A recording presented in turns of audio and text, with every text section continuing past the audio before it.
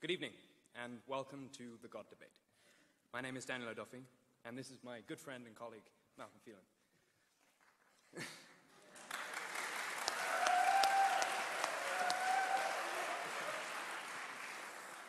Together, we have organized the debate that you are about to enjoy.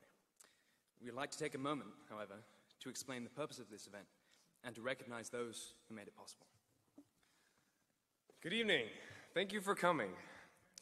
Thank you for waiting to finish that paper, missing that bookstore basketball game, rescheduling that club meeting, and passing up that dorm movie. Here at Notre Dame, we sometimes make the mistake of compartmentalizing our lives a little too much.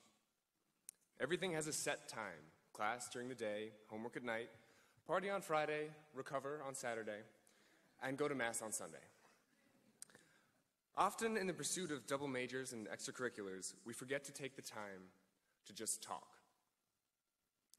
The value of time spent discussing, debating, and learning with fellow students cannot be seen in numbers or grades. It is our responsibility as students to ensure that intellectual life extends beyond the classroom. It is our responsibility to constantly question and explore by breaking down our familiar routines and shaking things up a little. And shaking things up a little is exactly what we're going to do here tonight. It's not enough to surround ourselves with like-minded people. We must sharpen iron against iron. The goal of this debate is to promote discussion, not just tomorrow, the next day, and not just in concert halls. The questions being discussed here tonight should be asked in dorm rooms, in dining halls, and at 4 a.m. in Rutgers. These questions are vitally important, whether we are theist or atheist or somewhere in between. The answers to these questions may never be fully resolved, but the speakers here today will at least shed some light on those questions. They'll shake our preconceptions and unsettle us just enough for us to search for our own answers. We should never stop looking. And that ideal, the pursuit of truth, is what has inspired this event. But this event would not have happened at all without help from many different people. First and foremost, we must thank Dean Joseph Stanfield for steering the project since its inception. We promised we wouldn't make him stand up, but why not? Dean Joseph Stanfield.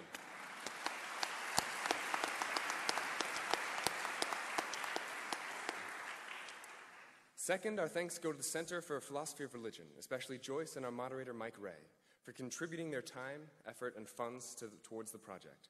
Without these three people, this event would have remained nothing more than an interesting idea. Thank you also to the staff of the DeBartolo Center for Performing Arts for hosting us in this incredible concert hall.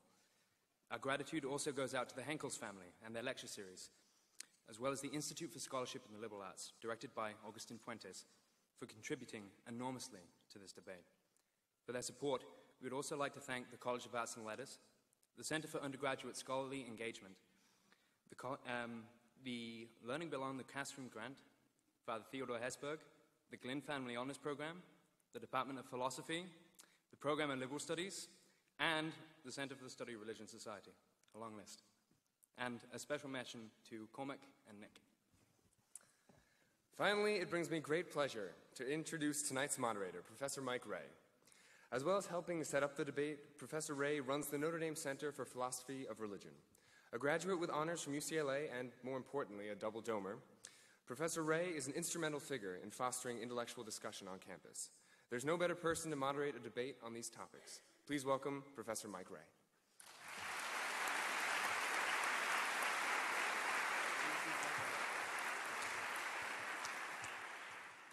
Thanks, Malcolm and Daniel, and thanks to all of you for being here. Since it was founded in the late 1970s, the Center for Philosophy of Religion has primarily been a think tank for research in philosophy of religion and specifically Christian philosophy. More recently, though, we've started to look for ways to promote more serious philosophical reflection and dialogue about religion and the Christian faith within the undergraduate community on campus.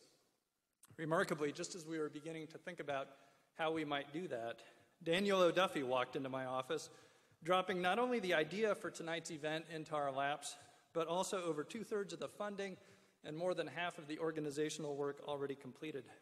Over the past several months, we've watched really in awe as Malcolm and Daniel have worked their magic. They've taught us how to put together an amazing show that will sell out to a crowd of students in 90 minutes flat without even a hint of football in the title. I'm excited to be here tonight, and I'm also excited about the prospect of putting on more events like this one in the years to come. The topic to be discussed tonight is the question, is religion the problem? Hitchens says religion poisons everything. Is he right? Even if it doesn't poison everything, does it at least poison our minds? Is religion, belief in God, just a virus of the mind, as Richard Dawkins thinks? Or is it the case, as D'Souza thinks, that maybe belief in God is perfectly rational and even a good thing? These are the sorts of questions that we're here to talk about tonight. On that note, then, we're delighted to welcome our two speakers, Christopher Hitchens and Dinesh D'Souza. Named one of America's most influential conservative thinkers by the New York Times, Dinesh D'Souza has spent decades at the forefront of politics, from serving as a policy analyst in the Reagan White House to teaching at Stanford University. Since the arrival of the so-called new atheists, however, D'Souza's focus has turned to defending religion. Having written the New York Times best-selling books, What's So Great About Christianity and Life After Death, The Evidence, D'Souza has fast become one of the world's foremost apologists, championing Christianity and Catholicism in particular in print, on television, and in debates around the globe. Christopher Hitchens, a self-described Marxist and anti-theist, is, one might say, the polar opposite of D'Souza. He was ranked as one of America's most influential liberals by Forbes magazine and has been hailed by the London Observer as one of the most brilliant journalists of our time. As with many of us, his life and thought have been significantly impacted by the religiously motivated violence and cruelty that he has witnessed firsthand and from afar. But unlike many of us, he has identified religion itself as the problem and has taken on the mission of opposing it.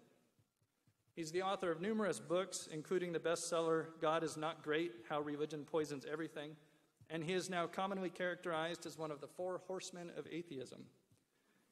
Teaming up with the other horsemen, Miller, Crowley, Layden, outlined against a blue-gray October sky.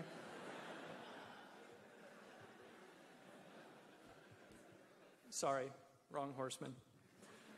Teaming up with the other horsemen, Sam Harris, Richard Dawkins, and Daniel Dennett, Christopher Hitchens has traveled the world challenging religion and its defenders wherever they may be found.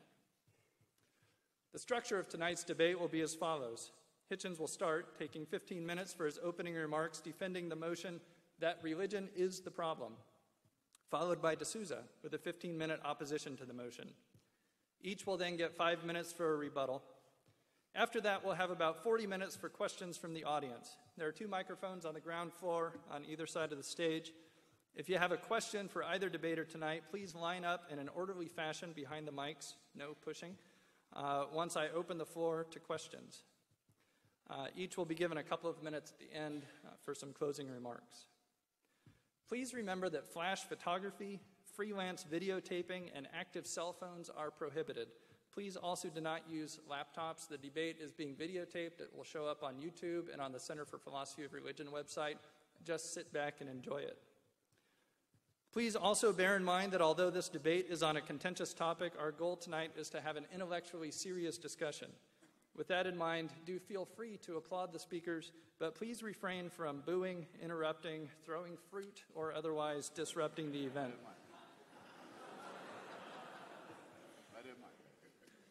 Finally, please remember that Notre Dame is the world's #1 institution in the philosophy of religion and also has one of the world's best theology departments. Any questions that don't get answered tonight, you can ask of your local faculty in the weeks to come. When you show up in their offices, tell them I sent you. No, don't do that. Now, on with the show. I give to you Christopher Hitchens.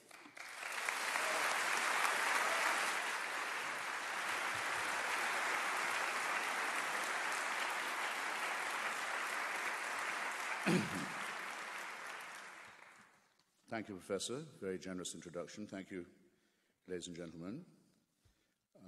My first duty, which is also a pleasure, is to thank the University of Notre Dame for inviting me onto its terrain, and Mr. O'Duffy in particular, in an institution that's also identified, I believe, with the great history and people of Ireland, for taking the revenge of arranging for English weather to greet me. Now, I've been given 15 minutes, which isn't that much, but I could do it in a way in two, like this, as a proposition. When Gertrude Stein was dying, some of you will know this story, she asked, as her last hour approached, well, what is the answer? And when no one around her bed spoke, she rephrased and said, well, in that case, what is the question? And I'm speaking tonight, we are speaking tonight, we're met tonight at an institution of higher learning. And the greatest obligation that you have is to keep an open mind and to realize that in our present state, human society, we're more and more overborne by how little we know and how little we know about more and more, or if you like, how much more we know, but how much less we know as we find out how much more and more there is to know.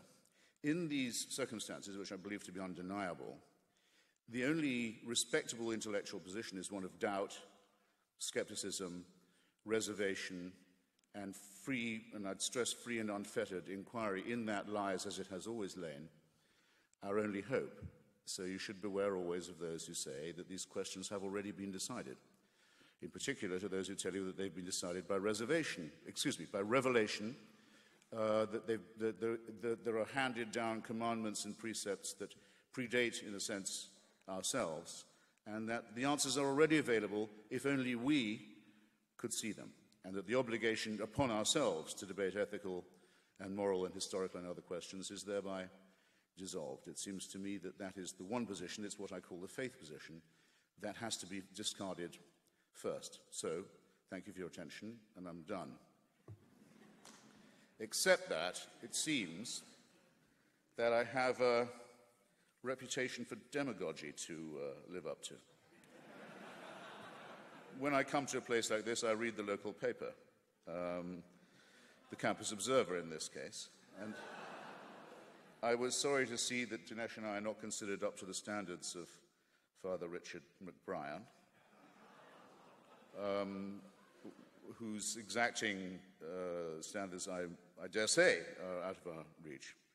And I was also sorry to see myself and others represented in other papers, and in particular by a distinguished cleric in St. Peter's on Good Friday, who made a speech through which His Holiness the Pope sat in silence, Father Cantalam Mesa, saying that people like myself are part of a pogrom, a persecution comparable only to that of the Jews, with the church in mind. This is the first time I've ever been accused of being part of a pogrom or a persecution. But as long as it's going on, I'll also add that it's the only pogrom I've ever heard of that's led by small, deaf and dumb children whose cries for justice have been ignored. And while that is the definition of the pogrom, I'll continue to support it because I think it demonstrates very clearly the moral superiority of the secular concept of justice and law over canon law and religious law, with its sickly emphasis on self-exculpation in the guise of forgiveness and redemption. That's not the only reason why religion is a problem.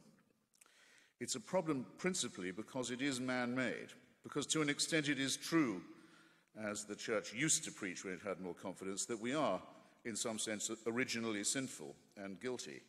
If you want to prove that, you only have to look at the many religions that people have constructed to see that they are indeed the product of an imperfectly evolved primate species, about half a chromosome away from a chimpanzee, with a prefrontal lobe that's too small, an adrenaline gland that's too big, and various other evolutionary deformities about which we're finding out ever more. A species that is predatory. A man is a wolf to man, homo homini lupus, as has well been said. A species that's very fearful of itself and others and of the natural order. And above all, very, very willing, despite its protestations of religious modesty, to be convinced that the operations of the cosmos and the universe are all operating with us in mind. Make up your mind whether you want to be modest or not. But don't say that you are made out of dust, or if you're a woman out of a bit of rib, or if you're a Muslim out of a clot of blood, and you're an abject sinner born into guilt. but add, nonetheless, let's cheer up. The whole universe is still designed with you in mind. This is not modesty or humility. It's a man-made false consolation, in my judgment, and it does great moral damage. It begins by warping what we might call our moral sense of proportion. I wish that was all that could be said, though I think that's the most important thing. I ought to say why I think it ought to be credited. And I ought to add that my colleagues Richard Dawkins and Daniel Dennett have been very generous in this respect. This debate would be uninteresting if religion was one-dimensional. Religion was our first attempt to make sense of our surroundings. It was our first attempt at cosmology, for example, to make sense of what goes on in the heavens.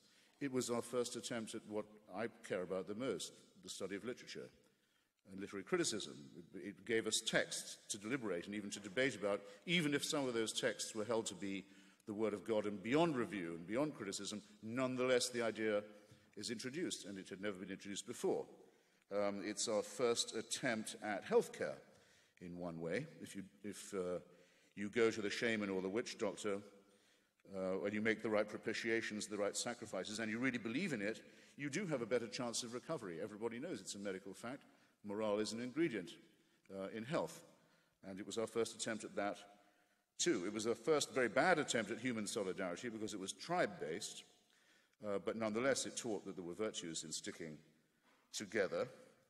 And it was our first attempt, I would say also, this is not an exhaustive list, at psychiatric care, at dealing with the terrible loneliness of the human condition, at what happens when the individual spirit looks out shivering into the enormous void of the cosmos and contemplates its own extinction and deals with the awful fear of death. This was the first attempt to apply any balm to that awful question. But, as Charles Darwin says of our own evident kinship with lower mammals and lower forms of life, we bear, as he puts it in The Origin of Species, we bear always the ineffaceable stamp of our lowly origin. I'll repeat it, the ineffaceable stamp of our lowly origin. Religion does the same thing. It quite clearly shows that it's the first, the most primitive, the most crude, and the most deluded attempt to make sense. It is the worst attempt, but partly because it was the first. So the credit can be divided in that way. And the worst thing it did was to offer us certainty, to say, these are truths that are unalterable, they're handed down from on high, we only have to learn God's will and how to obey it in order to free ourselves from these dilemmas. That's probably the worst advice of all.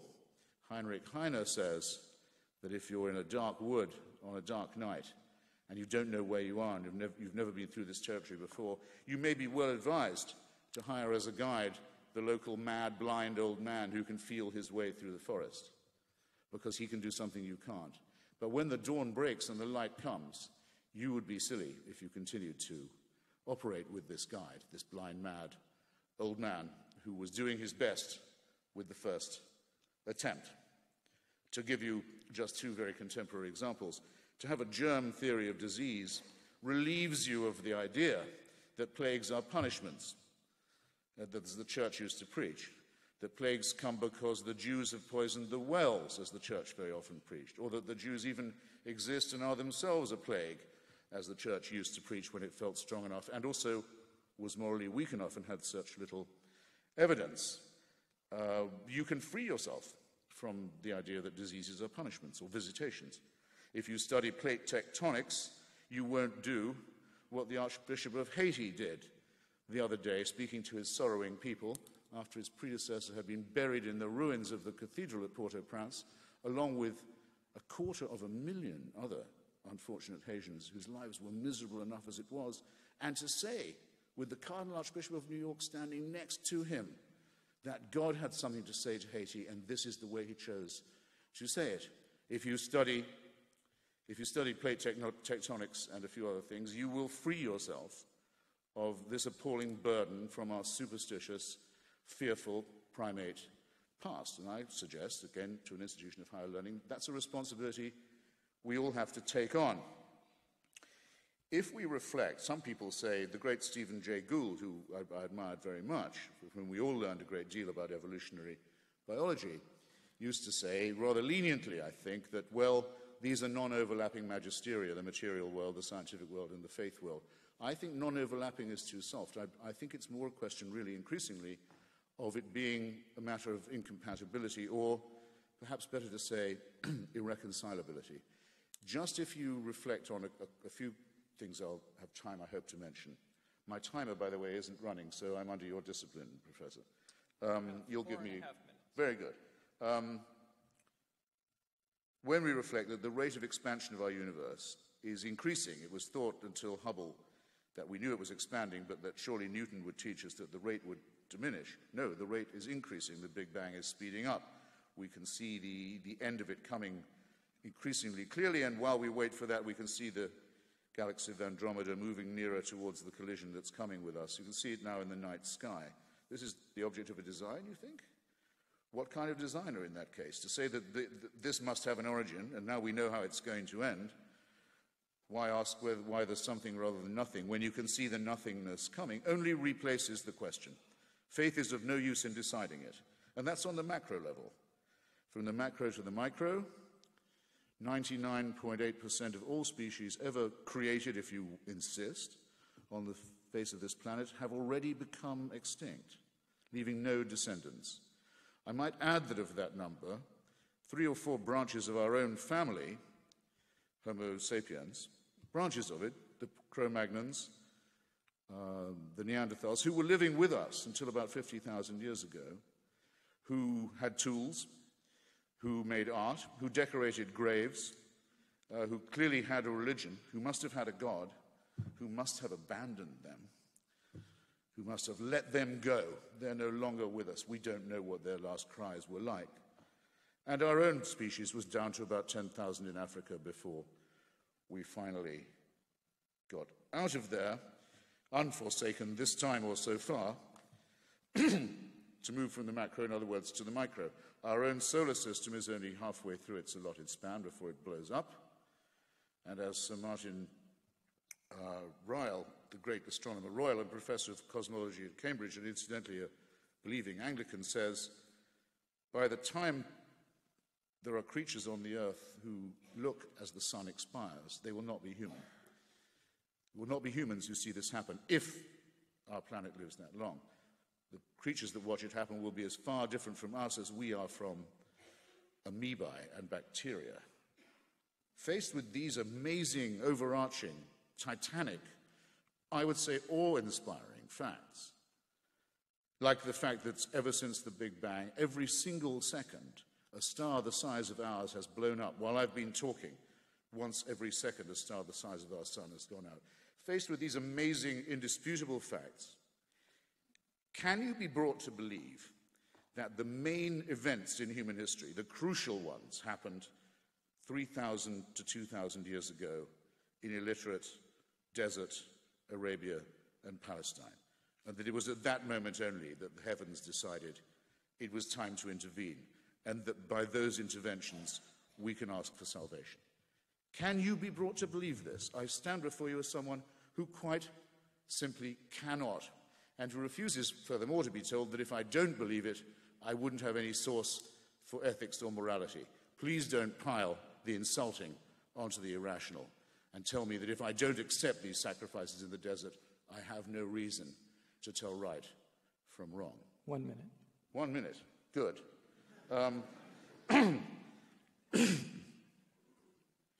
Then I'll have to prune, and you'll be the losers. But there's a rebuttal coming. All right. Look at the contemporary religious scene. I return to religion as well as just faith and belief. Israeli settlers are stealing other people's land in the hope of bringing on the Messiah and a terrible war. On the alternative side, as it thinks of itself, the Islamic jihadists are preparing a war without end, a faith-based war based on the repulsive tactic of suicide murder. And all of these people believe that they have a divine warrant, a holy book, and the direct word of God on their side. We used to worry when I was young, what will happen when a maniac gets hold of a nuclear weapon? We're about to discover what happens when that happens. The Islamic Republic of Iran is about to get a nuclear weapon, and by illegal means that flout every possible international law and treaty. Meanwhile, in Russia, the authoritarian chauvinistic, expansionist regime of Vladimir Putin is increasingly decked in clerical garb by the Russian Orthodox Church with its traditional allegiance to Tsarism, serfdom, and the rest of it. And Dinesh would have to argue, I'll close on this, Dinesh would have to argue that surely that's better than that there be a mass outbreak of secularism in Russia and Iran and Israel and Saudi Arabia. And I would call that a reductio ad absurdum. And I'll leave you with it, and I'll be back. Thanks.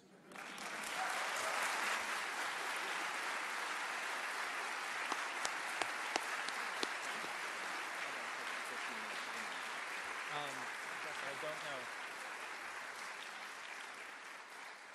And now Dinesh D'Souza. Do you want to use this one? It'd be great. Just face it my way. Yes. Go.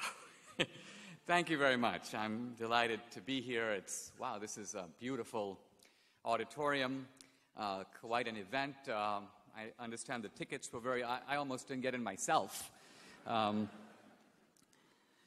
have been listening with some interest to Christopher Hitchens.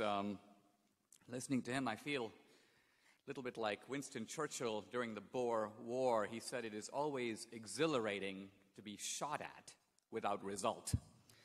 And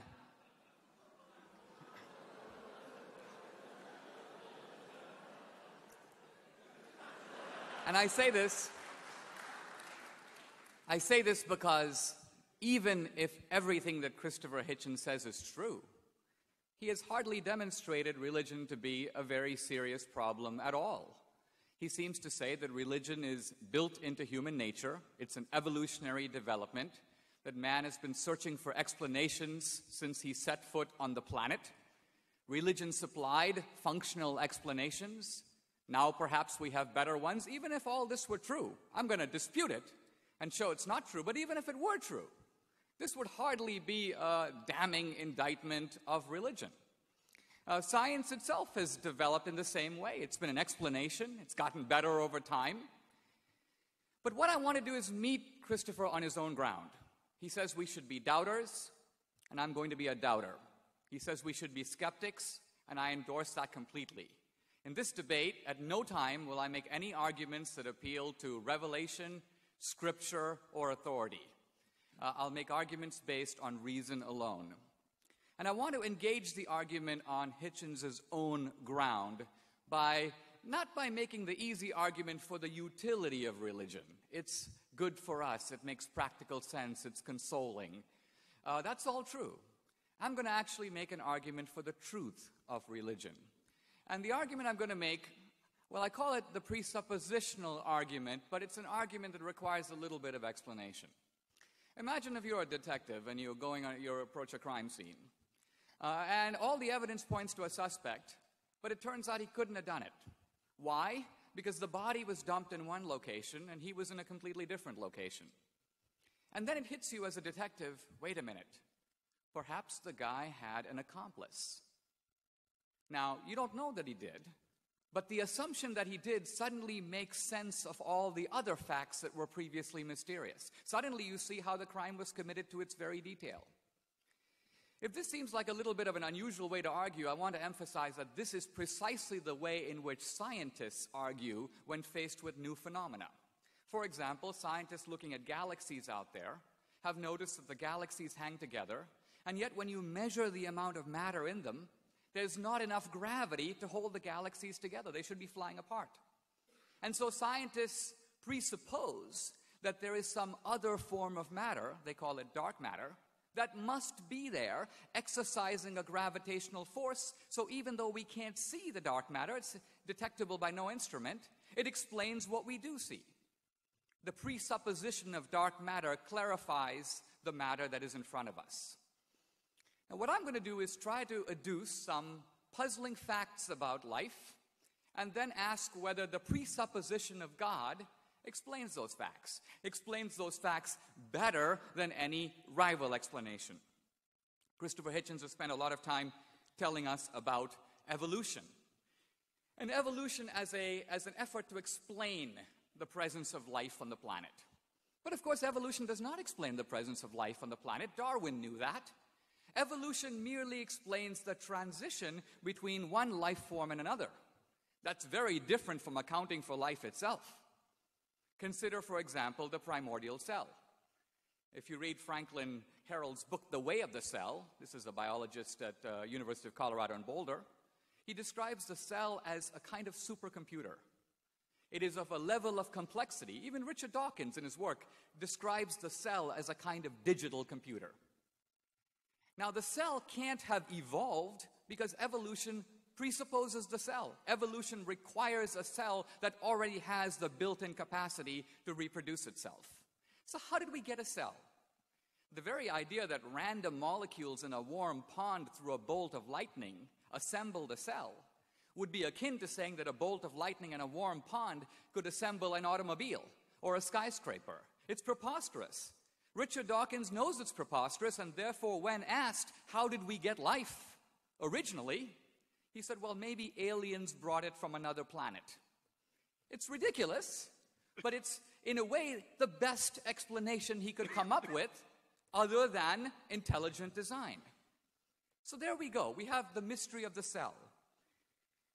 But evolution raises further puzzles, because evolution depends upon a universe structured in a certain way.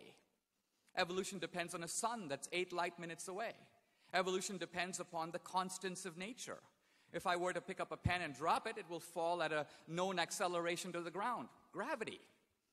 The universe has a whole bunch of these constants, hundreds of them. Scientists have asked, what if these constants, on which evolution depends, what if these constants were changed a little bit? What if the speed of light were a little slower or a little faster? This question is addressed by Stephen Hawking in his book, A Brief History of Time. He says that if you change these constants of nature at all, and he's talking about the rate of expansion of the universe, he says if you change that not 10% or 1%, but 1 part in 100,000 millionth million, we would have no universe, we would have no life. Not just Homo sapiens, no complex life would have evolved anywhere. In other words, our very existence here is dependent upon the fine-tuning of a set of constants in nature. We're not talking about just on Earth, the entire universe. This argument, that is sometimes called the anthropic principle of the fine-tuned universe, this has put modern atheism completely on the defensive. Why should the universe be structured in precisely this way and no other way? What is the best explanation?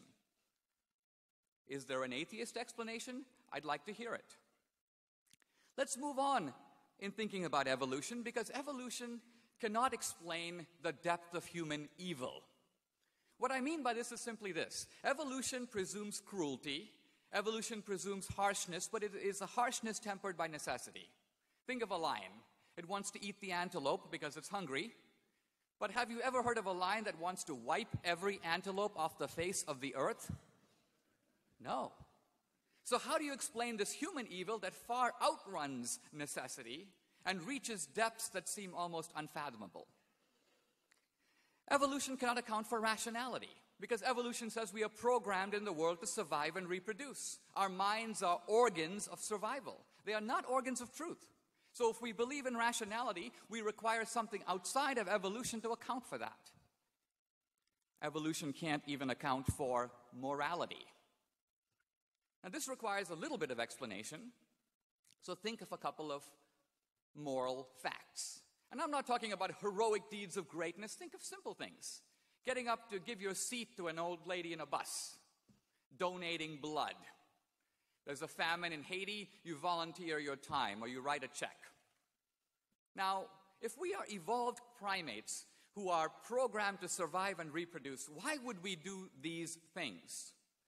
There's a whole literature on this, and basically it comes down to this. The advocates of evolution say, well, evolution is a form of extended selfishness. If a mother jumps into a burning car to save her 2 children, that's because she and her children have the same genes. So what seems like an altruistic and noble deed is actually merely a cunning strategy on the part of the mom to make sure her genes make it into the next generation. We're not talking about her Levi's. We're talking about her genetic inheritance. Or evolution appeals to what can be called reciprocal advantage. You scratch my back and I'll scratch yours. A businessman may be nice to a customer, not because he thinks he's a great guy, but because he wants him to come back into the store again. But these two common evolutionary strategies to explain morality don't explain the three examples I gave at all. I'm in a bus, the old lady hobbles in. She's not a relative, she isn't grandma. So genetic kinship doesn't come into it, and neither does reciprocal advantage. I don't say, well, I think I'll give her my seat because next week I want her seat.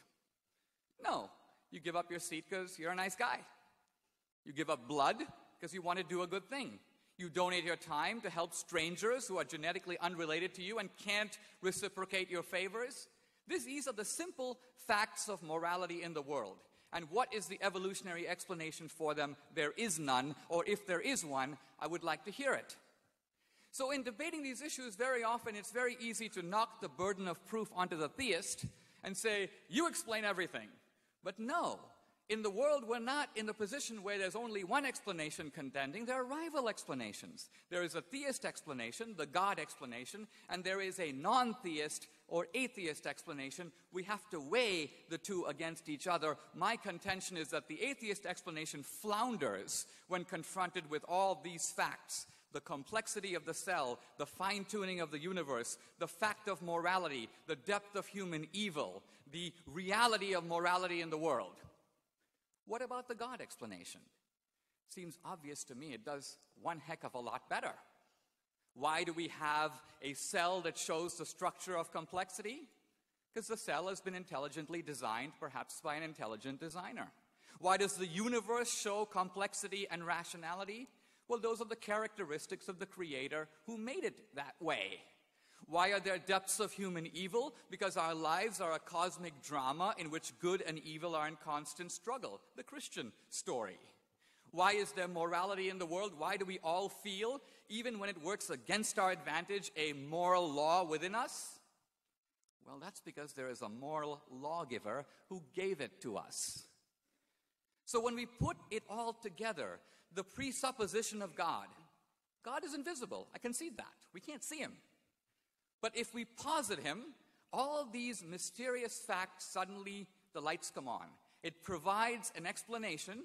Now, again, with any presuppositional argument, there may be a better alternative explanation. And so I put the ball into Christopher Hitchens' court to say, if you can explain these facts better than I can, I will happily, as a skeptic, concede to your point of view. Give me a better explanation for these facts. I leave you with this thought. Ultimately, we know that belief is good for us. If it was a primitive explanation of 3,000 years ago, why would it be the case that religion hasn't disappeared 3,000 years ago? Why is it the case that we're actually seeing religious revivals around the world? Why is the fact of religious experience? It's almost as if you go to a village and 95% of those people in the village say, we know this guy named Bill. Why? Because we interact with him. We relate to him. We have experience of him. 5 guys say, we've never met Bill. And 3 of them say, there is no Bill. The other 95% are making him up. Now, which is more likely? Is it likely that the 3% are right and the 95% are lying or hallucinating? Or is it more likely that the 95% are right and the other 3% just don't know the guy? When you look at the fact of religious experience in the world today, to simply write it off as a primitive explanation of why ancient man couldn't explain the thunder seems idiotically unrelated to the fact that religion serves current needs and current wants. So religion is not the problem. God is not the problem. God is, in fact, the answer to the problem. Thank you.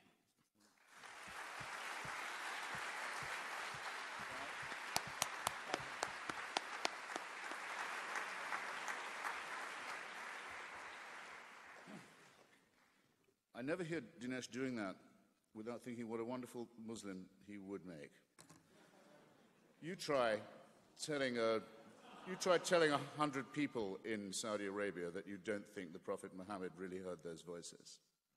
You're going to be really outvoted. And yes, Dinesh, I have noticed there are religious revivals going on. Pay a lot of attention to them.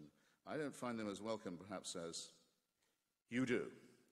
And on your detective hypothesis, don't you think there's something to be said for considering unfalsifiability when constructing a hypothesis? For example, Albert Einstein staked his reputation. He said, if I'm wrong about this, then there will not be an eclipse at a certain time of day and month and year off the west coast of Africa, and I will look a fool. But if I'm right, there will be one. And people foregathered thinking he can't be that smart, and he was. Professor J.B.S. Haldane used to be asked, well, what would shake your faith in evolution? This was when it was much more controversial than it is now, and I'm impressed to find that Dinesh believes in intelligent design, which really does require, I would think, a leap of faith, but there it is. Haldane said, well, show me rabbits' bones in the Jurassic layer, and I'll give up. Now, can you think of any religious spokesman you've ever heard who would tell you in advance what would disprove their hypothesis? Of course you can't, because it's unfalsifiable. And we were all taught, weren't we, by Professor Karl Popper, that unfalsifiability in a theory is a test not of its strength, but of its weakness. So you can't beat it. The church used to say, no, God didn't allow evolution. Indeed, instead, he hid the bones in the rocks to test our faith. That didn't work out too well. So now they say, now we know about it. It proves how incredibly clever he was all along. It's an infinitely elastic airbag. And there's no argument that I can bring or anyone else can bring against it, and that's what should make you suspicious. Then a question for Dinesh. I know I'm supposed to be answering them as well as asking them, but it does intrigue me when I debate with religious people. He announced, I have his words, he was going to talk without reference to revelation, scripture, or scriptural authority. Now, why, ask yourselves then, I'll ask you, why is that? Why do I never come up against someone who says, I'll tell you why I'm religious? Because I think that Jesus of Nazareth is the way, the truth, and the life, and no one comes to the Father except by him. And if you will believe on this, you will be given eternal life. I'd be impressed if people would sometimes say that. Why do the religious people so often feel they must say, no, we don't, well, that's all sort of metaphorical? In what sense are they then religious? You'll notice that Dinesh talked about the operations of the divine and the creator only in the observable natural order. That's what used to be called the deist position. It was the position held by skeptics like Thomas Paine and Thomas Jefferson by the end of the 18th century. It was as far as anyone could see before Darwin and before Einstein. There appeared to be evidence of design in the universe, but there was no evidence of divine intervention in it. Very important point. The deist may say, and I would have to say, it cannot be disproved that there was a first cause and that it was godly. That cannot be disproved. It can only be argued that there's no evidence for it. But the deists, having established that position, if they have, has all their work still ahead of them to show that there is a God who cares about us, even knows we exist, takes sides in our little tribal wars, cares who we sleep with and in what position, cares what we eat and on what day of the week, arbitrates matters of this kind. That's the conceited, that's the endless human wish to believe that we have parents who want to look out for us and help us not to grow up or get out of the way.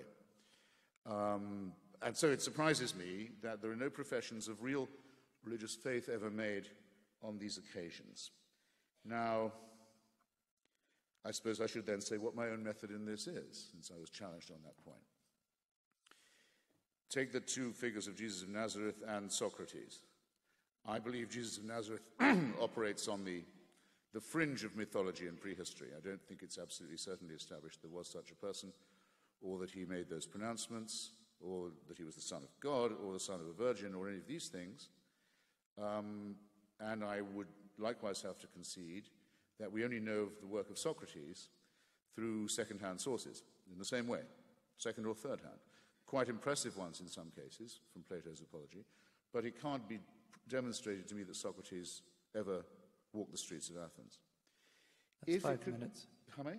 That's 5 minutes. That's fine. Just quickly, though. If it could be shown to a believing Christian, the grave of Jesus opened and the body of him found and the resurrection disproved, if that could be archaeologically done, for the sake of argument, it would presumably be a disaster for you. You'd have to think, then we're alone. Then how are we going to know right from wrong? what can we do? I maintain with Socrates that, on the contrary, the moral problems and ethical problems and other dilemmas that we have would be exactly the same as they are. What are our duties to each other? How could we build the just city? How should we think? How can we face the possibility of our loneliness? How can we do right? These questions would remain exactly as they are, and as they do. And so all that is necessary is to transcend the superstitious, transcend the mythical, and accept the responsibility, take it on ourselves, that no one can do this for us. And I would hope that in a great university, that thought might carry the day. Thank you.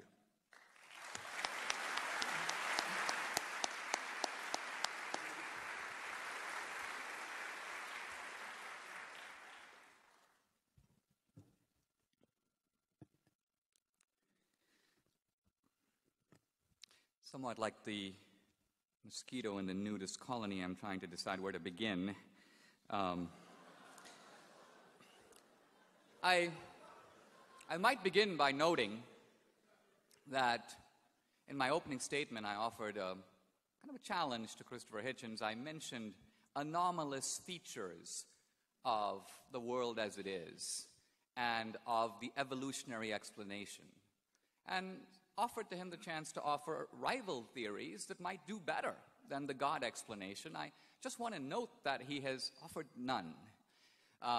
Instead, what he has offered is the idea that science is based on verifiability, but religion not. This, I think, is in fact not true. And he said no one's ever given him an example of it, and I'm about to give him two. The ancient Hebrews asserted, uniquely, by the way, of all religions, that God made the universe out of nothing. Now, incidentally, the idea that God or gods made the universe is a very old idea. But in every other religion, God or gods fashioned the universe out of some other stuff. God is a kind of carpenter. He took the stuff of the universe and he made life and he made man. But the Hebrews said no, there was nothing. And then there was a universe. And I want to suggest that modern science has proved this to be 100% correct. If you go to an introductory physics class at Notre Dame, you will learn that as a direct consequence of the Big Bang, not only did the universe have a beginning, not only did all the matter have a beginning, but space and time also had a beginning. In other words, first there was nothing, no space, no time. And then there was a universe with space and time. Suddenly the Christian concept of eternity, of a God being outside of space and time, which for centuries was scientifically unintelligible, is now not only coherent, but riding alongside the most cutting-edge discoveries in modern physics and modern astronomy. The ancient Hebrews and the Old Testament predicts that the people of Israel, after being dispersed, would return. There would be, if you will, a reuniting of the state of Israel. Until the 1940s, this was a possibility historically so preposterous that if someone had actually suggested it, they would meet with derisive laughter. And yet, it has in fact happened, just as the Bible said it would. Now, these are not scientific theories. If you talk to the ancient Hebrews and say, how do you know that there was nothing and there was a universe? They didn't do any scientific experiments. They basically said, God told me. But I'm saying that if you look at that as a prophecy or as a factual claim about the world, we now know 2,000 years later that it is in its essence correct. The reason that I can't go on like this is because religion addresses different types of questions than scientific questions. Here are three. Here we are flung into the world. One question we have is, what's the purpose of our life? Or, why are we here? Or, where are we going? What happens to us after we die? Here are the scientific answers to those three questions. Don't have a clue, don't have a clue, and don't have a clue. We are no closer to answering those questions scientifically than we were since the time of the Babylonians. So what is wrong in looking to religion to supply explanations in a domain where science is utterly inert, inarticulate, and in fact mute? You can't just say that if you understand the ballistics of plate tectonics, you understand purpose. It would be as if my dad took me on his knee and gave me a spanking, and Christopher Hitchens goes, don't think he's angry with you. If you only understood the ballistics of the cane, you would have a full explanation of what's going on. Or on the other hand, if I put a pot of tea on the kettle and began to boil it, Hitchens can't say, well, if I tell you about if you say, what's going on here? Well, the scientific explanation is that water, when heated, the molecules expand, the temperature rises. But there's another explanation. Dinesh wants to have a cup of tea. So explanations work at more than one level. And finally, Christopher asks, why argue this way? Well, we know about presenting the case the other way. In fact, you get it in church, or you get it in synagogue, or you get it every Sunday. The argument from the Bible, the argument from authority. I know it's a useless argument to use in a secular setting, especially when debating with an atheist. If I say, I believe in Jesus because the book of Matthew says this, or the Gospel of Luke says that, he's going to say, well, who cares what the Gospel of Luke says? I don't accept the authority of the Bible to adjudicate the matter. So we are at a state in our culture in which we have to use rational arguments if we are trying to communicate in secular venues. So here we are at a university. What could be more appropriate than to address these arguments in the vocabulary of reason? Christopher wants me to fling the Bible at him so he can then claim the high ground of science and reason. What flummoxes him is when I use science and reason itself to torpedo his arguments. That's when you get him going down on his knees and praying for more quotations from Scripture. Thank you very much.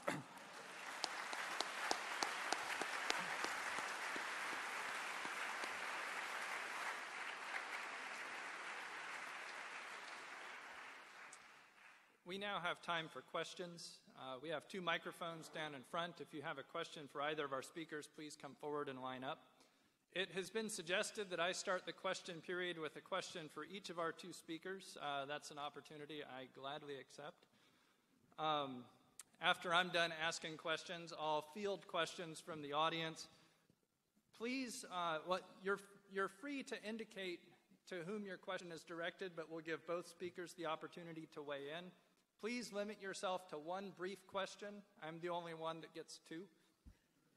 If your question runs long, I will interrupt and ask you to focus it. If it continues to run long, I will ask you to sit down. If it continues to run long, you don't want that to happen. There will be no follow-up questioning. Once you've asked your question, please step aside from the mic, and those are the ground rules. So now I'll start with questions. As I understand it, the basic argument that Christopher Hitchens is giving, I haven't seen the text, but as I understand it, the argument can be summed up roughly like this. Religion gives explanations, science gives better explanations. Our job is to go with the best explanations. So we ought to go in for science all the time and set religion aside as superstition. D'Souza wants to address this on Hitchens' turf. So I'm going to start by asking a question of D'Souza. It looked like your goal was to show that theistic explanations are in fact better than scientific explanations. As I saw it, what you in fact said showed that scientific explanations are often problematic, incomplete, and gappy. But I don't think you showed that theistic explanations are better. And just to pick a couple of examples, so for example, you talk about the fine-tuning argument. So here's a case where maybe belief in God explains certain features of the universe better than atheistic theories would. But of course, one wonders if the world is superintended by a perfectly good God, whence the Holocaust, right? Whence all manner of horrendous evil and suffering. And so all of a sudden it looks like the appeal to God to explain features of the universe, it's not clear that theism's winning. Take morality too, right? On the one hand, sure, we maybe can understand where moral laws come from if there's a divine lawgiver. On the other hand, Christianity has a doctrine of original sin. Christianity has other things that confound our moral intuitions, right? So again, it's not clear that theism wins. Well, that's a lot to chew on. Look, the standards that I'm appealing to are, in a way, very intuitive. We have currently a major scientific project to look for life on other planets. Now, truth of it is, if we were to get information that on, let's say, the moon Europa, we found hieroglyphics some interesting architectural structures, some apparent roving vehicles. This would settle the argument. Right away, we would conclude, as long as we didn't put them there, that there must be some other forms of life that have done that. If someone came along and said molecules of sand assembled themselves into all this, this would be an explanation, but a stupid one compared to the inference to intelligent design. So, in fact, the scientists say that even if we get radio signals in Morse code, they would be adequate to demonstrate the existence of intelligent life elsewhere. So, my point is, let's apply the reasonable standard. If we see a fine-tuned universe, what's more likely? Someone fine-tuned it, or it fine-tuned itself? Could the universe have created itself out of nothing? Is there some alternative explanation for the data at hand? No. So I'm simply saying, let's go with the best explanation. By the way, my argument isn't eternal. If 20 years from now you had a scientific argument that was better, that said, hey, we figured it all out, I would go with that. I would have to drop this argument. I'm saying that in the current mode of knowledge and thinking, this is a successful explanation. You can't change the subject and say, well, now explain the Holocaust. That requires a different set of rebuttals. I would say the Holocaust is the product of free will. God didn't do the Holocaust, Hitler did. The Nazis did. To try to deflect blame to God for human action voluntarily undertaken is to minimize the human capacity for evil. But whether or not that argument works, it has nothing to do with the design argument. And finally, morality, very briefly. Again, if evolution could adequately account for morality, let's remember that the atheist premise is that we are evolved creatures in the world, and that's it. So evolution has to do a lot of work. It has to explain the human desire to give blood to strangers. If it can't do that, then it fails as an adequate explanation for a very important form of human behavior, morality, that is seen in every culture known to man. It requires explanation. I have an alternative explanation, that in human beings there are two parts. We are evolutionary creatures in the world. That explains why we desire sex and we desire food to survive, to reproduce. But then I have this other thing inside of me, what Adam Smith calls the impartial spectator.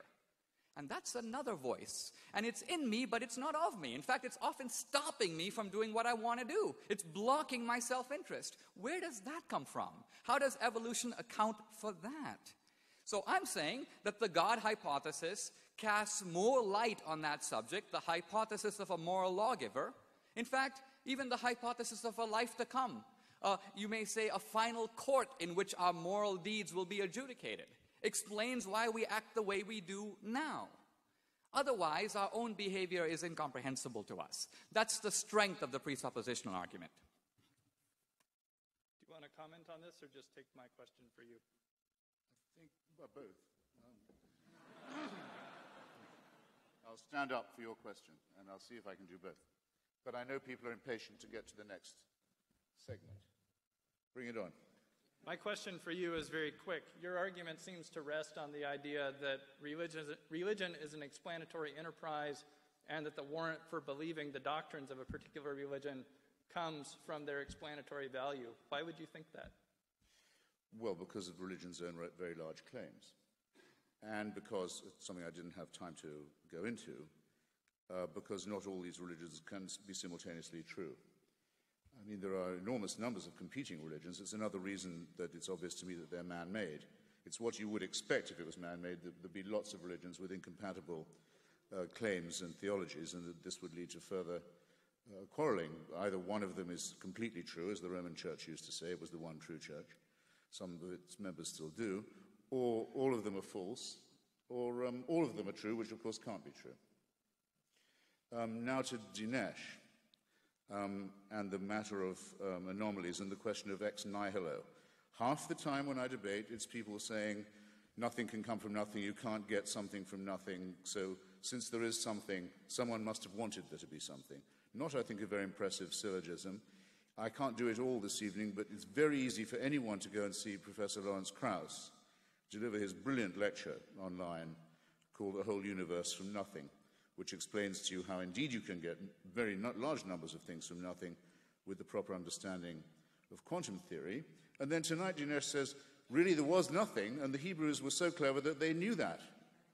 And therefore they must have been right about God as well. This is ridiculous, The ancient Hebrews also thought that God made man and women out of nothing or out of dust and clay, whereas we have an exact knowledge, or increasingly exact knowledge, of precisely the genetic materials in common with other creatures from which we were assembled. And then, not content with that, he says biblical prophecy is true in respect of Palestine. This is an extraordinary thing, and you were right to mention the Holocaust. If it's true that God wanted the Jews to get back to Palestine, then it must have been true that he wanted their exile to be ended, the galut, as it's known to Zionism, the exile, the wandering. And we know how that wandering was ended, by Christian Europe throwing living Jewish babies into furnaces. Well, that must be part of the plan then, mustn't it? And some rabbis used to claim that, by the way. They used to claim that the Holocaust was a punishment for exile. And then people started to desert the synagogue, so they shut up about it until the 1967 war. And then when the Israeli army got the Wailing Wall back, they said, we shouldn't have spoken so quickly. Actually, this was what God always had in mind all along, the conquest by Jews of the Palestinians, where you see how brilliantly that's worked out. I don't think it's wise or moral or decent to try and detect the finger of God in human quarrels. I think the enterprise is futile, and it incidentally shows the absurdity of all arguments from design. Thank you. Thank you both for coming tonight. I'm wondering if either or both of you can acknowledge, or rather I'd like to hear your feelings on the possibility of your thoughts and your theories on religion or lack of a God being simply a product of your environment. Or to phrase another way, if you were born to a different family in a different place, perhaps with a different skin color, Christopher, would you still be an atheist? And Dinesh, would you still be, I'm assuming, Christian, a believer in religion? Or could the roles be completely reversed? And are your theories and your thoughts strictly based on your upbringing? Well, was it to be first? Well, in that case, I can start with a compliment to Dinesh, because in one of his books, he tells the story of asking his father in India, Daddy, everyone around here seems to be Hindu, with quite a few Muslims. Why are we Christians?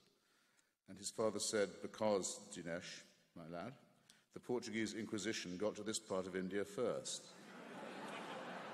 Which is, in fact, the full and complete explanation for that.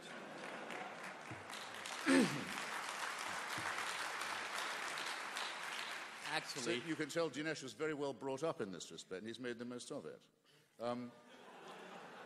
Obviously, in my case, this does not apply because, obviously, if you ask someone in Buffalo, why did you go to the Roman Catholic Church, he'll say, because my parents were from Poznan.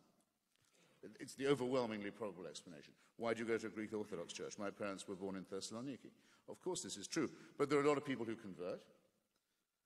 In fact, quite a large number of Muslims on their way out of Islam embrace Christianity, which is a very risky thing to do. It must be something they care a lot about, and I think one should take seriously.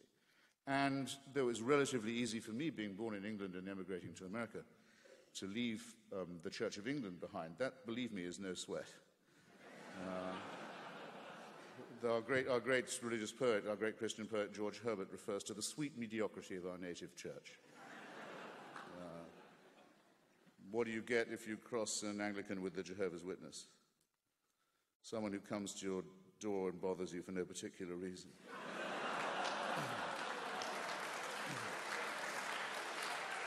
So,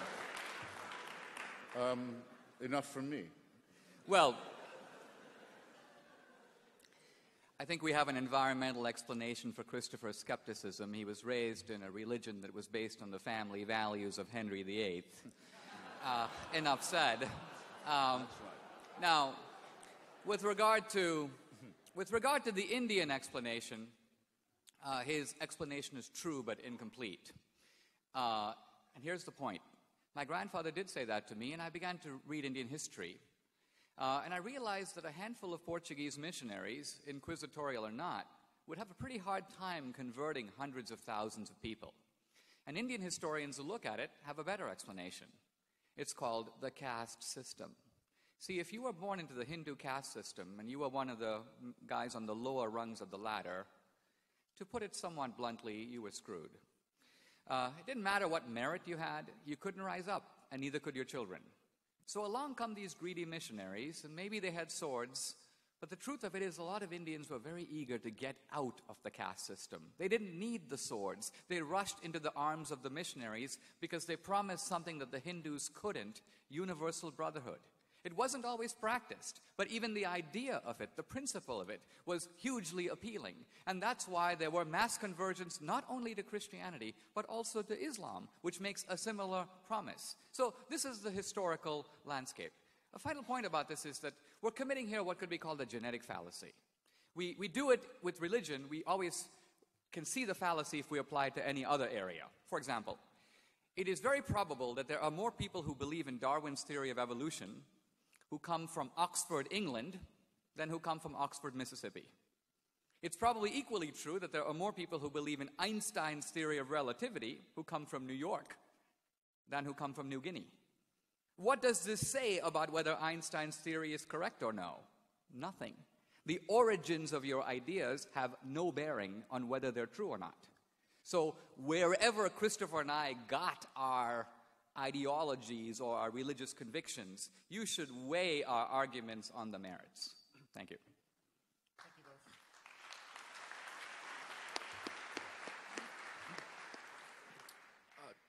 both. Mr. D'Souza, you mentioned that you would only speak basically in secular terms, in terms of defending your faith without appealing to revelation or anything of that sort. Do you feel that there is an advantage for the world population at large for religious people to be required to defend their faith in such a venue, or do you feel that we would be better off if you had the luxury of only defending your faith within congregations of the faithful and without counterpart skeptics to demand that sort of intellectual line?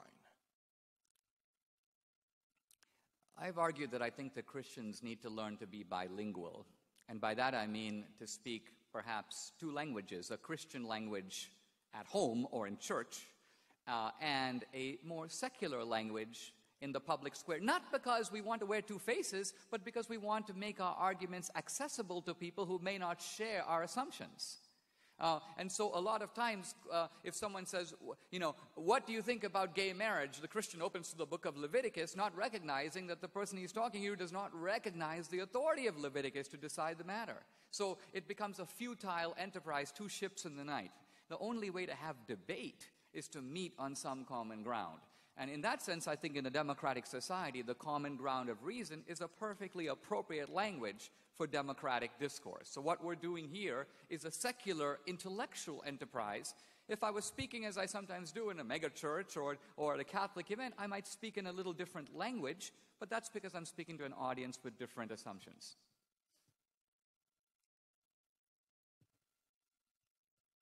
My name's Ian. No, it was for Dinesh. I'm Ian from the Michiana Skeptics. My question is for Dinesh. Christopher, you kind of addressed this already. It's on the issue of spontaneous generation. Dinesh, you used the analogy with the jet being spontaneously put together by a thunderstorm, in a junkyard of sorts. I was wondering, how do you defend the argument that it's more likely that a creator did this when, even though it's unlikely that, say, something would have randomly created a cell or a molecule over time, there's still, in the infinite spans of things, in the vast amount of time that the universe has existed, some minuscule probability that this could have come about, versus this blatant argument that it must have been this because it's improbable when there is no really backing for the reverse argument. How do you counteract this? And also, if you have anything to add to this, Christopher. It is true that one can always, by re-rigging the assumptions, create new probabilities. So, for example, there are many physicists who have computed that if you look at all the particles of matter in the entire universe, the chance of them randomly assembling to produce a cell is essentially zero. However, you can increase that probability by adding universes. And there are many cosmologists who say, well, what if there are 1,000 universes or an infinity of universes? Then, in the infinity of time, and that's a problematic statement in itself, But with an infinity of universes, an infinity of transactions, even improbable events do occur. The problem with that is you can call it not only a scandalous violation of Occam's razor, it's essentially syllogistic promiscuity. Because what is the evidence that there is even one other universe other than our own? Empirically, none. You're essentially making up universes to account for the anomalies of the universe we have. So, which is more likely? It's almost as if the atheist, to try to abolish one invisible God, has to fabricate an infinity of invisible universes. I mean, I'd like to believe that, but frankly, I don't have that much faith.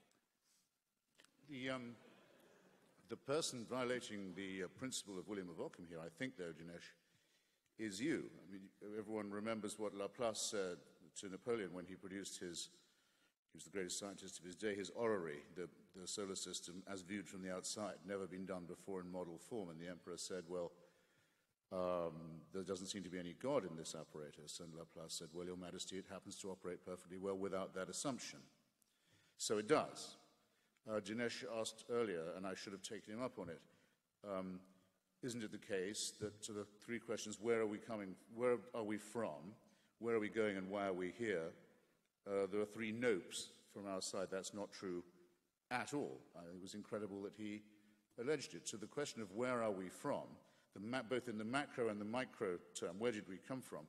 The cosmological, the Big Bang, and the micro, the unraveling of the human string of DNA and our kinship with other animals and indeed other forms of non-animal life. We are enormously to enormously greater extent well informed about our origins. And what we don't know, we don't claim to know. Very important. My admitting that I don't know exactly how it began is not at all the same as Dinesh's admission that he doesn't know either, because he feels he has to know. Because if it's not a matter of faith and it's not a matter of God, he can't say he believes in it a little bit. It must be a real belief to be genuine, and it must have some explanatory value. And he doesn't hold it very strongly, and it doesn't explain anything for which we have better explanations. Likewise about where we are going. We have a very good idea now of the time and place, if you like, the time anyway, when our universe and our sun, and indeed the cosmos, will come to an end. Dinesh might say, well, then if you look at the Bible, it proves right all those who said the end of the world is at hand. There's biblical authority. In fact, it just proves we were right all along. Yes, except that they said that by repenting, you could prevent this outcome, which you cannot, ladies and gentlemen. Okay?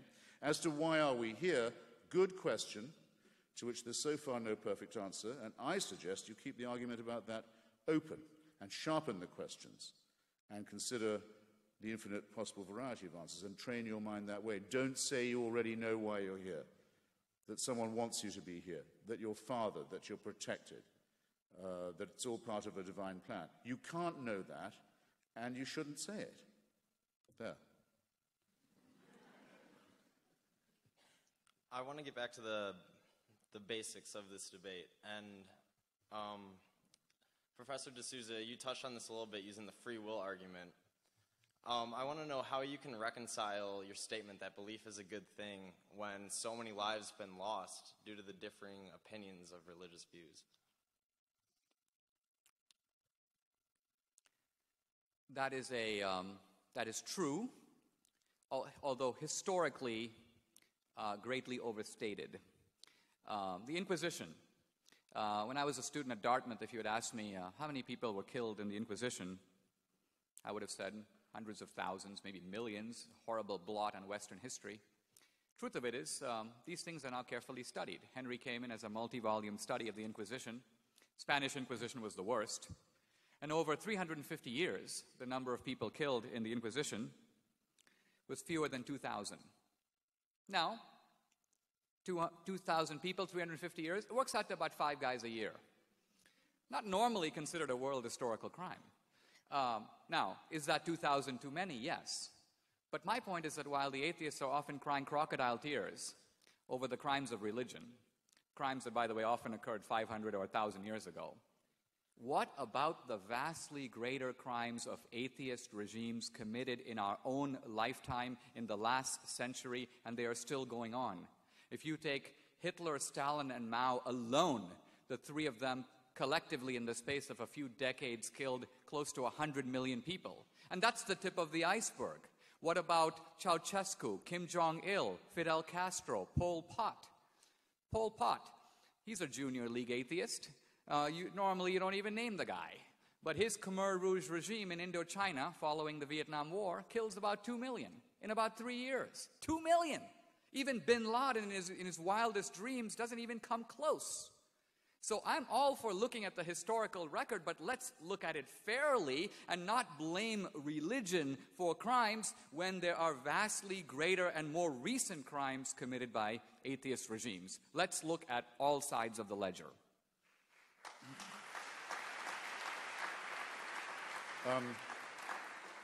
There's a factual and a theoretical comment to be made on that. First, I think you're flat out wrong on the Inquisition. Not that the numbers game is crucial, but the Inquisition in the Americas caused Father Bartolomeo de las Casas to convene a great meeting at the University of Salamanca to consider whether the Christian world should ever have gone as conquistadors, because the genocidal price paid by the people of old Colombia, pre-Colombia, was so high. Slavery, torture, burning. No one knows what the numbers are, but they're horrifying. The second, the 30 Years' War has to be considered a war of religion, and we don't know how many people were killed there either, but the retarding of civilization was absolutely gigantic, as well as the appalling harvest of innocent population. Third, at the beginning of the First World War, a clash of empires, all of the imperial leaders were, in a sense, theocrats. The Ottoman Empire was a theocracy by definition.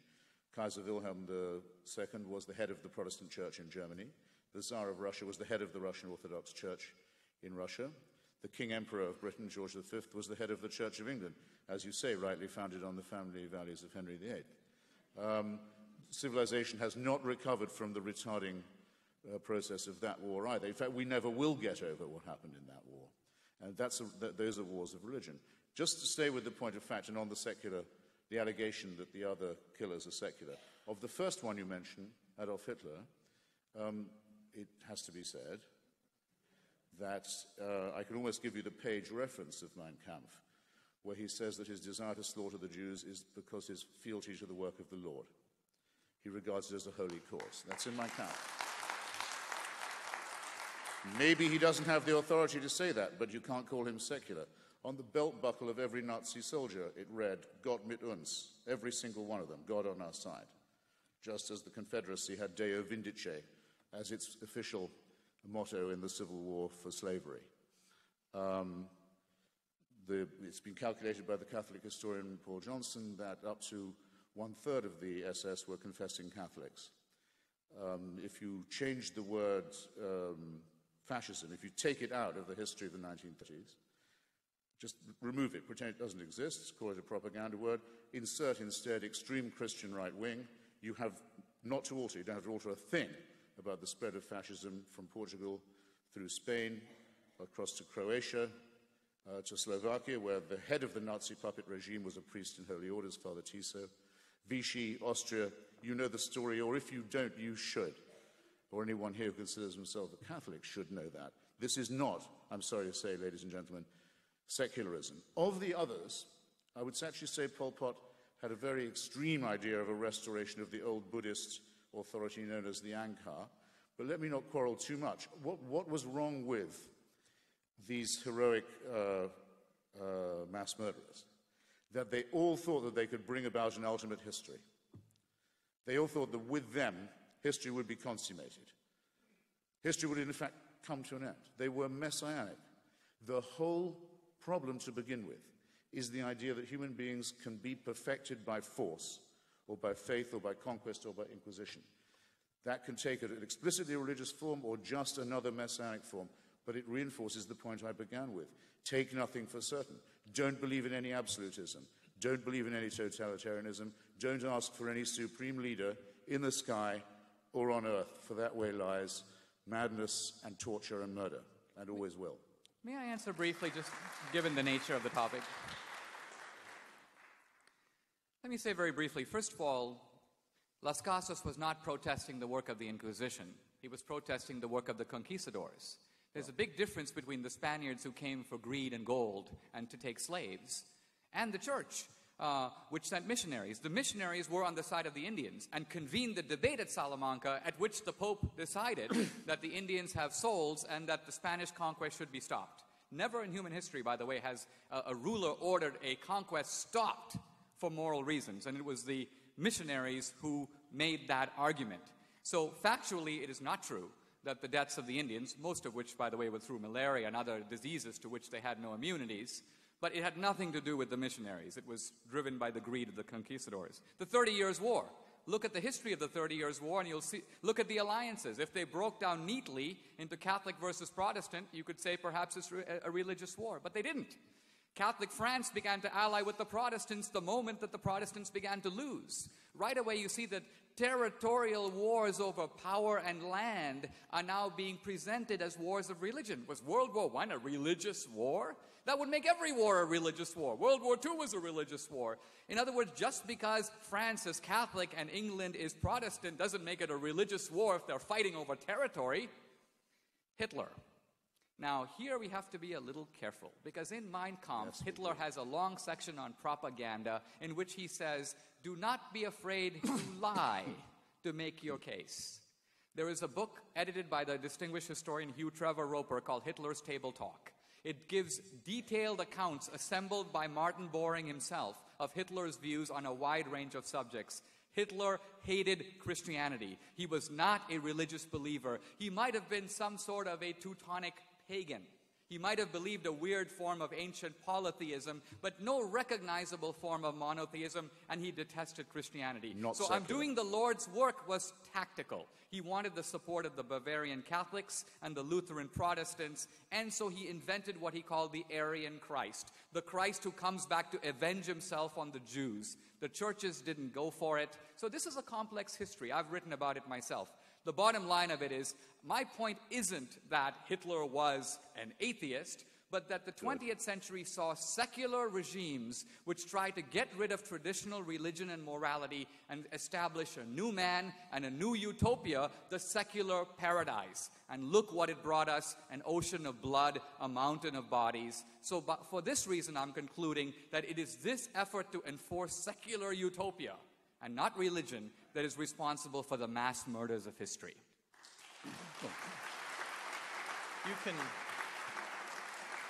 You can reply quickly if you like, and then we'll go back to I'll be very questions. quick. I'm going to let the questions go about 8 minutes over time because we started late, and then we'll wrap up. No, I should be quick. In that case, Dinesh, you gracefully withdraw the allegation that National Socialism and Fascism were secular or atheistic, and I'm grateful for your generosity. Second, that people change sides in religious wars for opportunist reasons doesn't particularly surprise me. You can spend a lot of time telling a Protestant in Northern Ireland who has a picture of King William painted on the side of his house that when King William fought the Battle of the Boyne, his ally was the Pope. The Protestant sort of knows this, the Ulster Protestant, but he doesn't really believe it's true. Happens to be true. Of course it's opportunistic. Why is it opportunistic? Because religion is man-made, as I began by saying. It's what you would expect if religion was the creation of aggressive, fearful primates. It's exactly what you would expect. And the same would be true of its non-religious attempts to create paradise, because it's asking too much of people, and it leads to fanaticism and torture and murder and war. So all you succeed in doing is replacing the question. No, there's no teleology. No, there's no eschatology. No, there's no ultimate history. No, there's no redemption. No, there are no supreme leaders here or anywhere else. Thank you. Thank you both for the thought-provoking ideas that you've presented. I have questions about the scientific things that you mentioned. One was sort of raised earlier. You mentioned the cell as this complex thing, as if it is theorized that it arose spontaneously. And I may be out of date, but I remember reading theories at some points about more chemical molecules that began reproducing much before any actual cells. And wouldn't that be an explanation of earlier life? And the second one has to do with the perfectly tuned universe and whether the logic of saying that life exists that fits this perfectly tuned universe is an indication of that somehow divinely created fits with the idea that there's evolution, and if the universe is tuned in a certain way, that the only possibility of life with that tuning is life as it exists now. And perhaps it would be presumptuous of us to say that if it were tuned differently, there wouldn't be some other way that different forms of life would have arisen. Let me address those points in sequence. With regard to the cell, Darwin speculated that it might have come about in a warm pond. In the 1950s, there were some experiments that generated some amino acids, and there was a lot of excitement thinking that there might be a way to recreate in the laboratory the ingredients of life. Those experiments haven't gone anywhere, but more importantly, that in the real world wasn't a laboratory. Even if you could recreate the ingredients in a laboratory using all the laboratory apparatus, it doesn't mean it happened. You have to show that it could have happened that way in nature. So the point I'm simply saying is based on current knowledge, and all arguments have to be based on what we know now. We're all open to new ideas in the future. There is currently no good explanation. And all I'm saying is that in any other sphere of life, if I was walking down and look in an alley and I see a head rolling around, I conclude that somebody committed suicide or somebody killed someone. It's a reasonable inference from the data. You could say, well, that's a rather presumptuous conclusion. There might have been natural ways in which the head detached itself from the... There could be, but what's the most plausible under the circumstances? Normally, when we see intelligent activity, what is science but an effort to excavate intelligence out of nature? The reason we need Newton and Einstein is because intelligence is hidden in nature. E equals mc squared doesn't jump out at you. You gotta test nature and pull it out. So if nature is an embodiment, a network of intelligent systems, isn't the most reasonable explanation that intelligence put it there? If we need intelligence to get it out, how to get there in the first place? This seems to me to be nothing more than a direct inference from the facts. Now, I want to say a word about Larry Krauss, who was mentioned earlier, the physicist. The universe coming out of nothing. There's a lot of verbal jugglery that's going into all this. Imagine if I were to try to show the following. Money comes out of nothing. Proof? All assets will be counted as plus. All liabilities will be counted as minus. The pluses and minuses cancel out. We have money, but there's a zero on the balance sheet. Money comes out of nothing. You would say this is a little bit sleight of hand. Basically, what's going on today is what physicists like Krauss do is they identify all energy as positive, but all gravitational energy as negative. They presume that the total amount of positive and negative energy cancels out, and therefore the universe came out of nothing. It didn't really come out of nothing. There's a whole lot of energy there, but by defining one kind of energy as plus and another kind of energy as minus, presto, they cancel out, and you've got... So what I'm getting at here is I want to show the acrobatics to which modern atheism has to go. This, by the way, is not science. Krauss is trying to make an atheist argument in an atheist venue, drawing on science. But I'm saying, look at the lengths to which the guy has to go to try to defy the normal operations of reason to tell us that not only a molecule, but an entire universe, wow, popped out of absolutely nothing. You can believe it if you want to, but it sure does take a lot of credulity. I'll try and be terse, but first, I earnestly entreat you, ladies and gentlemen, to watch Professor Krauss's lecture for yourself and not accept that parodic version of it. On the nothing question, as it touches on ourselves, as it happens, it's rather more marvelous than almost anything in any holy book.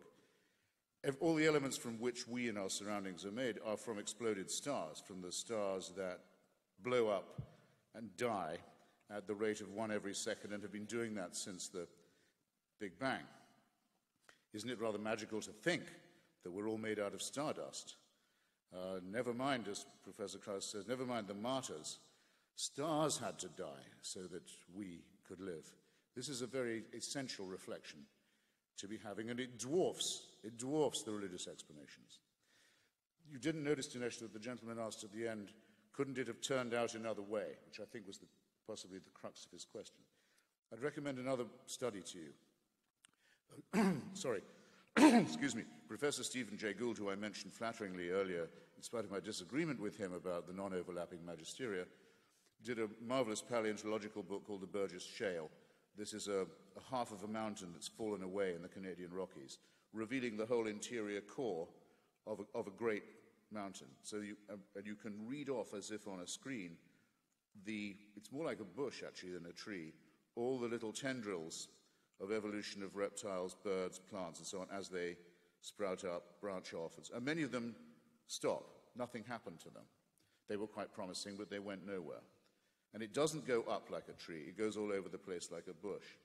Well, says Professor Gould, it's one of the most unsettling, vertiginous thoughts I've ever heard from a paleontologist. Suppose that we could, which in a way we can, rewind this as if onto a tape.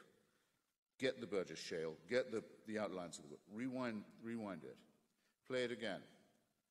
There's absolutely no certainty it would come out the same way, that all those branches would go off and diverge and die out or flourish in the way that they do as they did.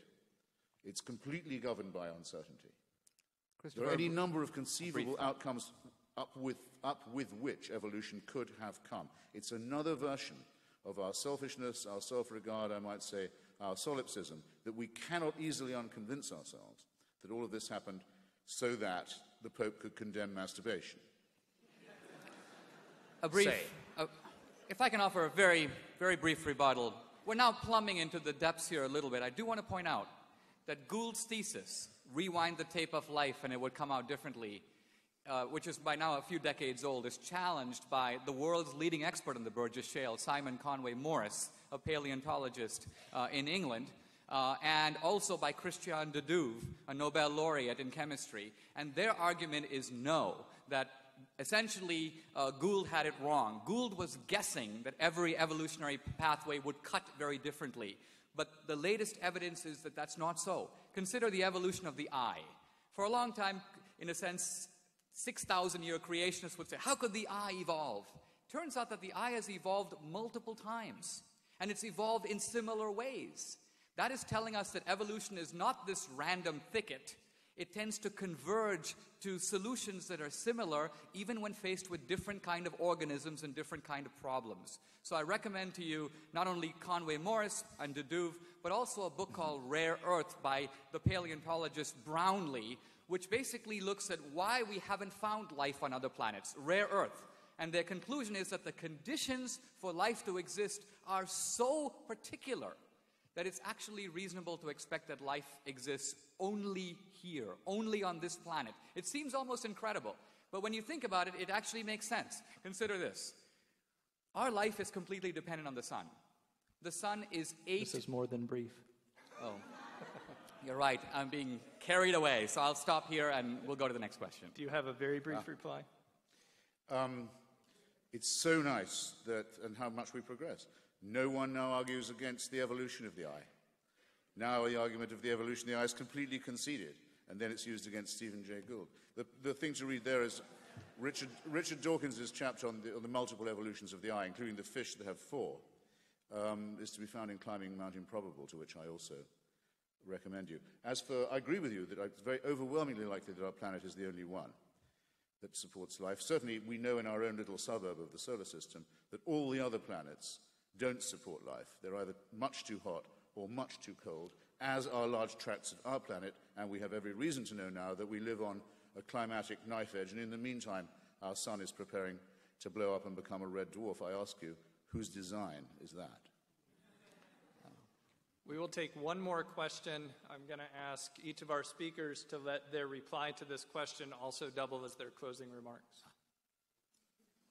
Now I feel bad, though. It better be a great Choose well, man. Okay, Tread softly, for you tread on our dreams.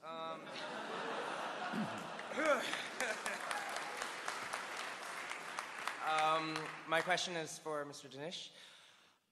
You talked before about, the improbability of a lot of things, and given the improbability, the necessary meaning of certain things. So because of the improbability of life in some circumstances, because of the uniqueness of life here, that this implies something. How would you respond to the thought that maybe there doesn't have to be any meaning, that say, as existentialists would say, there's no inherent meaning, but we can create our own meaning. So I guess my question is, why must there be some inherent purpose or some trajectory? Why can't things have just happened, albeit maybe very improbably? I think that you misunderstand my argument if it is an inference to meaning. I'm not saying we have improbable events, we've got to figure out some kind of meaning. No, I'm making inference to a cause. David Hume, the great skeptic, said there is no event that occurs without a cause. Now, true, in the weird world of the quantum, we can find exceptions to that rule. But quantum effects cancel out when you come to macroscopic objects. And whenever you hear someone say, consciousness, I really don't know what that is, but perhaps it's a quantum thing, he's basically saying he doesn't know. The quantum is invoked to explain things that are unexplained. Here's my point. Here's the argument tightened up. Everything that has a beginning, all material objects that have a beginning, have a cause. The universe is a material object that has a beginning. The universe has a cause. The cause could be natural or supernatural. The cause cannot be natural because nature can't cause itself, unless Professor Krauss is right. Since the cause can't be natural, it's more believable that a supernatural being, and moreover a supernatural being with a lot of power and a lot of knowledge and a lot of concern for us, because life is the outcome of this process. These are reasonable inferences to a cause. I mentioned earlier the three big questions. Christopher said science has provided answers, and he restated all my three questions. So none of them were my original questions. So for example, when I said, where are we going? My point was, what happens after we die? Is there life after death? We don't know. The atheist doesn't know, the believer doesn't know. The atheist who says there isn't, just like the believer who says there is making a leap of faith. Christopher avoided the question by changing it to, will the universe come to an end? Will the sun blow up? That wasn't my point. My point is what happens to us after we die. That is unknown. Science has no insight on that question. And here's a final thought. Very often we use evolution as a catch-all explanation, but we don't subject evolution to the critical scrutiny that we subject religion. For example, Christopher invoked earlier, and it's been repeatedly invoked, Freud's idea that we invent the afterlife because we want to live forever. We're upset with life, we have suffering, we have death, we imagine another world that's better. No suffering, no death, heaven. Now, the only problem with this, first of all, is that religions not only posit heaven, they also posit hell. And if you're going to make up another world to compensate for the difficulties in this one, it's very odd that you would make up hell. Hell's a lot worse than diabetes, or even death, because death is just turning off the computer. But there's an evolutionary argument against this that has now discredited the Freudian explanation. And what is that? Evolution says that we are creatures programmed to survive and reproduce. It is very costly for us to invent schemes that are not true and to invest costly resources, especially for primitive man, to give money to priests, to build cathedrals and pyramids, to invest in the next life. Evolution ruthlessly punishes that kind of extravagance. And that's why this Freudian theory, which was very fashionable 60 years ago, has fallen into disrepute among scholars. It makes no evolutionary sense. So the bottom line I'm getting at here is, in a debate like this, I've been very pleased with this debate. I think it has been actually at a higher level than a lot of debates on this kind of a topic, and even some of our debates. I think we've been able to raise it to another level. Ultimately, I want to show that the believer's position, no less than the atheist, is an attempt to grapple with the facts, to make sense of the data, to illuminate rationally the world that we live in. Faith is not a substitute for reason. Faith only kicks in when reason comes to an end. When there are explanations and they stop. I date my wife for 3 years. I then want to decide if I should propose. I put in reason. I try to see where it goes. But then I say, what is life with her going to be like for the next 50 years? And there's no way to know. I can say, well, I'm going to be an agnostic. I'm going to wait for the data to come in. Well, if I do that, she'll marry someone else, so we'll both be dead. The data will never be in. At some point, Rational knowledge has to give way to practical action. And faith is the bridge between limited, always limited human knowledge and the inevitability and necessity of human action. That ultimately is something that knowledge can teach us. Thank you very much.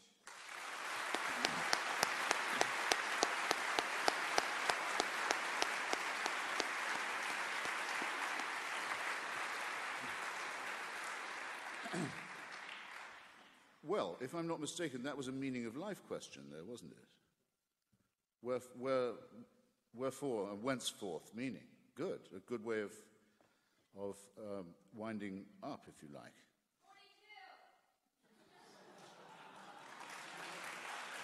42. Hitchhiker's Guide to the Galaxy. I missed something there. It went past my bat. And slightly put me off my stroke as well. Just a second. Where was it? Yes, meaning. But before I go to that, just two things on Dinesh in his last remarks. I don't think it can fairly be said in front of an audience like this that the refusal to take a faith-based position that has no evidence, in other words, a belief that there is an afterlife, or a belief that there is a supreme being, if I say I don't believe it because there's no evidence for it, it isn't even casuistry to say that that is, on my part, a faith-based statement. It's instead a refusal of faith and a refusal to use it as a method of reasoning. So it's not comparing like with like at all. Second, not just completely to defend Sigmund Freud, Dinesh is right in criticizing Freud's future of an illusion to the extent that when people are subject to wish thinking, we might expect them to be purely hedonistic, only to want the best, to say, let's imagine a comforting future while we are about it, something that will cheer us all up. As a matter of fact, we're not as nice as all that. We don't want everyone going to hell. Excuse me, we don't want everyone going to heaven. As the old English sect used to say, we are the pure and chosen few, and all the rest are damned. There's room enough in hell for you. We don't want heaven crammed. And the great existentialist Jean-Paul Sartre said that hell is other people, but actually what many people mean is hell is for other people. And they have just as strong a wish, thought, that other people suffer eternally as they have the thought and the wish for themselves that they should be in paradise. You can see it very explicitly when you see other versions of the paradise myth, like the Muslim one, or early Christian versions, where part of the pleasure of being in heaven was knowing that other people were burning forever. And that's what you'd expect of a predatory, fearful, partly evolved primate species that was making up a religious story about itself. It sounds exactly as you would expect it to do. All right, well, believing in none of that, in fact, thinking it's an evil and futile belief, people have the nerve to ask me, well, if you don't believe in heaven and hell, what gives your life meaning? Do you not detect a slight insult as well as a slight irrationality to that question? You mean I'd have much more meaning in my life if I thought that I would die and I'd be given one chance, or would have been given while I was alive, one chance, and if I'd made a mistake, I'd be condemned eternally. That was the kind of judge I'd be facing. And in the meantime, it would be advisable to live my life in propitiation of this supernatural dictator. That would lend more meaning to my life than my view counter to Pascal, contra Pascal, that if there's any such judge, I'll be able to say, at least I never faked belief in you in order to win your approbation, sir, or ma'am, as the case might be. And if you are as reported, you'll have detected that those were my thoughts, and at least I wasn't a hypocrite. Pascal says, no, at least pretend you believe. It's win-win. This is corrupt reasoning. It's the reasoning of a huckster. And it lends no meaning to life at all. Still, why do I care? For example, why do I care? Why do I care about Rwanda? Why do I care about my Iranian friends fighting theocracy? Why do I give up my own time to them? Well, I'll tell you why, and I hope, and I say it, I suppose, at the risk of embarrassment. It gives me great pleasure to do so. I like to feel that since we only have one life to live, that I can help people make it free as best I can, and assist them in their real struggle for liberty, which in its most essential form is the struggle against theocracy, which is the original form of dictatorship and violation of human rights actually takes. I enjoy doing it, and I enjoy the sort of people it makes me come in contact with. And I like giving blood. Passively, I mean. I don't like spilling it, but I don't mind having it run off me in a pint, because it's, strangely enough, it's a pleasurable sensation. And you know that someone else is getting a pint of blood, and you aren't losing one, because with a strong cup of tea or Bloody Mary, you'll get it back. Or both. You'll get it back. So it used to appeal to me in my old socialist days. It's the perfect model for human solidarity. It's in your interest to do it. Someone else benefits. You don't lose. And if, like me, you have a rare blood group, you hope that other people do the same thing, so there's enough blood when your own turn comes. And it's an all-round agreeable experience. And it's not like being fearful of judgment. It's much more meaningful than that. I think it's often believed of people like myself that there's something joyless in our view. Where is the role in the atheist world, the unbelieving world, for the numinous or the ecstatic or the transcendent? Well, come on. Those of us who can appreciate poetry and music and love and friendship and solidarity are not to be treated as if we have no imagination, as if we have no moral or emotional pulse, as if we don't feel things at nightfall when music plays and friends are around, as if we don't get great pleasure when we meet. We don't meet to repeat incantations we've had dinned into us since childhood. We don't feel so insecure that we must incant and recite and go through routine and ritual. We meet to discuss our differences and to discuss the latest challenges to our worldview from people like Dinesh. We try and use the method of the Socratic dialogue even when its conclusions are unwelcome to ourselves. And though, therefore, I can't recommend atheism as morally superior, I can say that at least it faces the consequences of its belief with a certain stoicism. We might wish for eternal life, but we're not going to award it to ourselves as a prize for work we haven't yet done. So my closing recommendation is, why not try the Stoical and Socratic life for yourself? Why not examine more closely the tradition, the great tradition that we have from Lucretius and Democritus that goes through Galileo, Spinoza, Voltaire, Einstein, Russell, and many others. A tradition, I think, much greater than the fearful and the propitiatory and the ritualistic. I've been enormously grateful for your kindness in having me here. I want to thank you again. Good night.